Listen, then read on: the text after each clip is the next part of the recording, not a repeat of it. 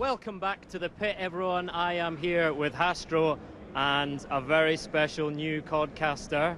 It's Vaughn, and look at this. I'm your friend at the moment, right?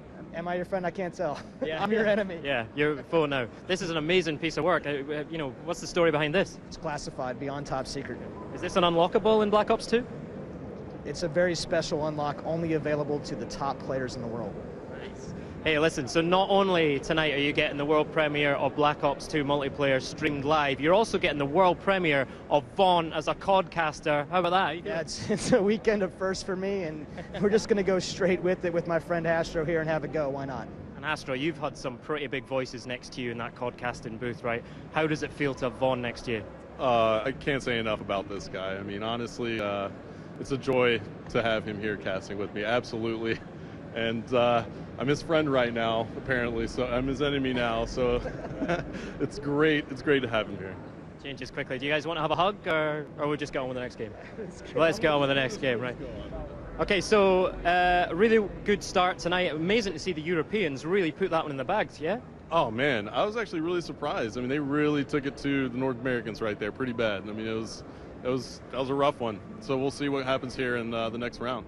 Home advantage telling in that first game, but it's all going to change because we're showing off one of the new game modes now. This is multi-team team deathmatch. Tell us about this one, Vaughn. Yeah, so this is a 3-on-3-on-3-on-3, but you can play multi-team deathmatch with up to 6 factions and any combination of 18 players. This is going to be very intense. These are very competitive guys, very competitive small teams of 3, small group, squad tactics are going to matter. They're going to have to load out really well and work together to win this game. It's going to be an epic, epic match. Now those loadouts are really interesting, right? So everyone knows about the Pick 10 creator class system.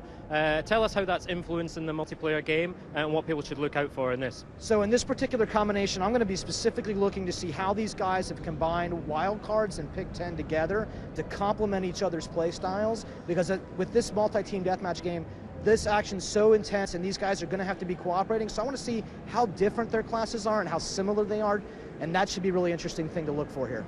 Good stuff. Okay, so the guys are into their teams now. The guys that they're playing with are the guys they play with all the time, so the communication should come to the fore here. Tell us about the map that we're playing on, Hastro. Sure, so we're actually going to be launching this game on Turbine, and it's going to be multi-team, like David said. So it's 3 versus 3 versus 3 versus 3, 4 teams of 3. And the map Turbine is just going to be an excellent choice here in this multi-team TDM. It just plays really fast. It's a great map. You can climb on everything, and it's going to be great. All right, multi-team team deathmatch, twice the teams, twice the carnage. Look out for that communication teamwork coming to the fore. Let's get going with it. All right, here we go. We're going, boys. All right, folks. Good luck. So, Mr. David Vonderhaar in the booth with me, and we're about to launch Turbine multi-team team deathmatch. And this is quite the interesting game mode, Vaughn. What are your predictions right here? And go ahead and make a prediction. I'm going to predict that this thing is going to be wire to wire, that these guys are really going to just get super into this thing, and we're going to see some tough, tight, close scores the entire match. Yeah, I actually agree. Multi-team TDM is introducing, so many different aspects into the gameplay just because of the fact that you're adding multiple teams, as we see Gunshi, who finished that last game absolutely on fire, picking up another kill right there, and that was on Nice, and that was actually Nice from the team Germany. And why don't we pull the picture up and take a look here, Vaughn. We see that Optic is actually playing as the Seals faction that I'm hovered over with my cursor right here. And then now we see that Team Prophecy from the UK is playing as the SDC faction. Now Team Envious from North America is playing as the FBI faction, and Team Germany is playing as the Mercs faction. I really like this view because you can tell where every single team is in position right there, with Envious up there in first place. Yep, absolutely. So Envious has taken the early lead, but it's oh so close. 5 kills on the board for Envious.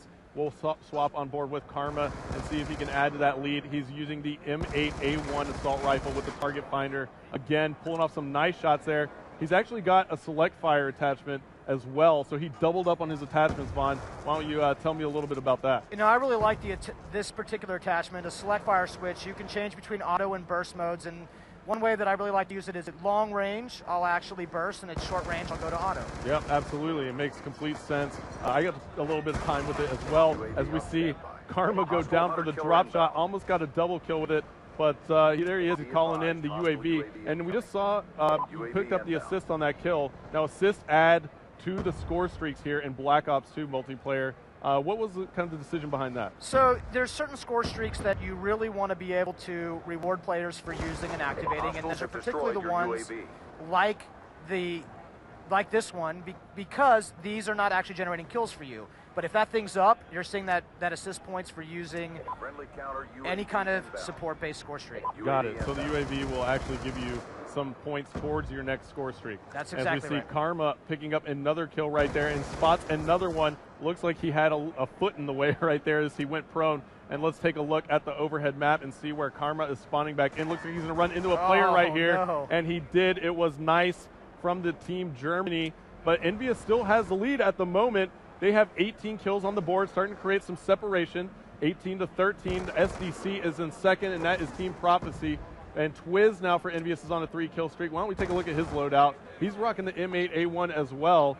Seems like he has, is that a bouncing Betty there and a smoke grenade maybe? Or is that maybe a flash grenade? Looks like a flash grenade. So looks like Twiz is kind of going with that classic reflex sight. Interesting to see him burst at this range, actually. I would think that you'd want to get in there. Those guys are such precision shooters, though. Man, this is such a great player, Twiz. Yep.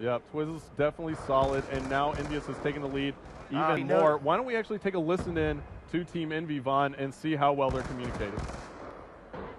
Yeah, he's next to us, he's next to us. Yeah, he's right to your left. Got him.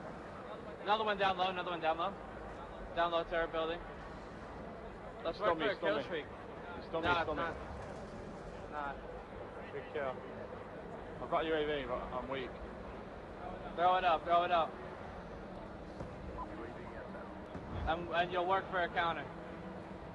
There's one, Stay another below one, you guys. top turret over here. Oh, next week. And All right, Vaughn, so Envious definitely had some great communication right there. 2 minutes left to go. That is probably why they have such a good lead. You know, the communication is oh so crucial, and in COD-casting mode, we can actually put you into the game with the players with one touch of a button, which is one of my favorite features, if not my favorite in COD-casting mode. And it looks like Twiz just missed a player who came up behind him. It was Optic Ray. And let's see how Optic is doing at the moment. They are your FBI's team, and it looks like they are kind of slacking behind. They're down by about 7 kills. Not too far off the pace, but it looks like Prophecy is now coming back. Vaughn, Shane has a 6-kill streak. Why don't we take a look at him? Absolutely one of the best ways to figure out what player is really hot right now, pulling up picture-in-picture, seeing that kill streak column and knowing exactly where he does. Absolutely. Oh, maybe did we just curse him right there? Well, that happens to me all the time when I swap the players. I curse them, and look at this. Shane is fully loaded with score streaks right now. He's got the death machine out. This should be really entertaining. Yeah, the death machine is just massive in this game. It does some super damage to the body of enemy soldiers, but you know what I like to use it for? I actually like to take out score streaks with it, because it's brutal. I mean, if there's a score streak in the sky and I can take it out with the death machine, I'm going to do it. It really fires so many bullets, and it's kind of absolutely devastating, those score streaks, and it's absolutely devastating right there as we see Shane picking up the kill on Big Timer from Optic. Envious is still in the lead by 4. We're headed into the last minute of the game now, Vaughn. And why don't we take a look at the picture-in-picture again, and let's see if we can hop on board with somebody who's on fire. Looks like Gunshy's on a 3-kill streak. Now, why don't you tell me a little bit about Gunshy's class, Yeah, what you can see. yeah. So Gunshy, once again, this select fire seems to be a very popular attachment with these pro players, and he's got looks like he's got the red dot sight there, and he's going to aim up and put some targets down. He's been playing pretty good all night. All the players have been doing a great job. Yeah, and it looks like there are 19 seconds left to go. And there's a care package there for Gunshy. He's only down by 3 kills. He has a care package and a UAV.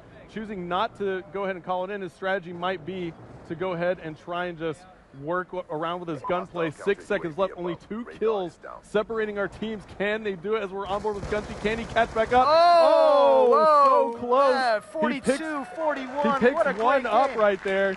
And it looks like that was so close at the end. Gunshy picked up that final kill, but it just wasn't enough. If one of his teammates was able to help out, they would have came back and tied it. But Envious is going to take this one.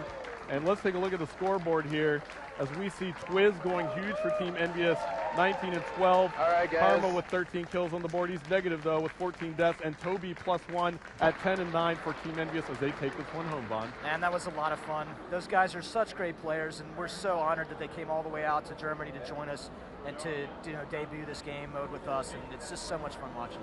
Yeah, Incredible awesome. finish there. Prophecy pushing hard to the end of the game there, but Envious just coming out on top. It couldn't have been any closer, right? Oh man, and this is what it's all about right now, just watching these guys compete back and forth, watching them trade kills and looking at those tight scores. Astro, pick out some of the key moments of that game for us. Oh man, you know, I would probably say some of the Europeans went on a big kill streaks. They had big kill streaks. One came out of Gunshi, and it looked like Shane had one as well. Swanee actually got in there too, and that actually brought Prophecy back towards Envious's lead, but it was so close there at the very end. That was probably the best moment where I thought Prophecy might actually tie it up. Gunshi got that kill the last split second, just couldn't get another one as Team Envious took it. That's exactly the kind of competition we're looking for here tonight.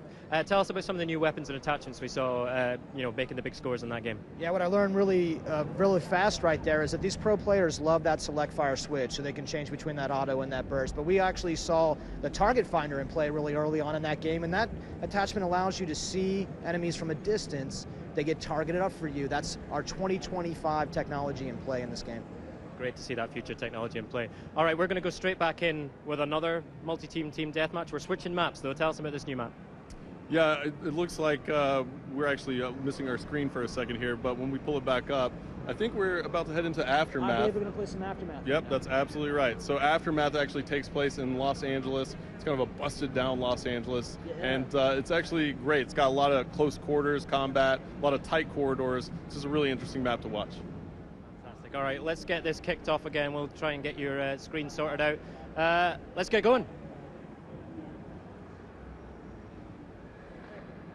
Multi-TDM